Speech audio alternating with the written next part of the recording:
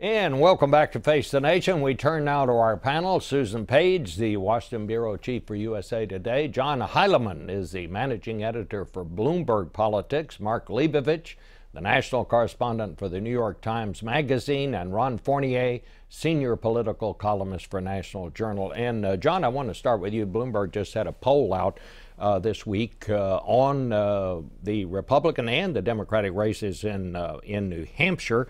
Among the Republicans, clearly there is no clear front-runner. Senator Rand Paul and Wisconsin Governor Scott Walker lead the pack, followed closely by Jeb Bush and Senator Marco Rubio.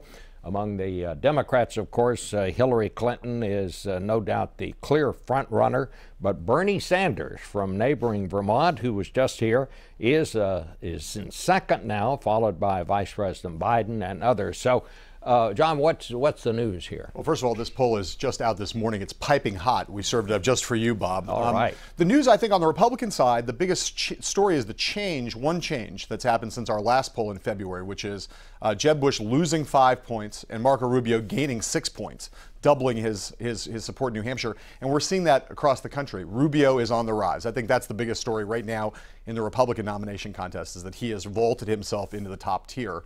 On the Democratic side, Hillary Clinton is as strong or stronger than she's been in any of the polling since last fall and all the way up till now in New Hampshire. Obviously a very good state for her in general, but this poll is interesting because it comes on the heels of all this negative press. And the fact that, and this also is confirmed by a lot of other polling, including some CBS polling this week, she seems to be weathering that pretty well, at least in terms of her support within the Democratic Party.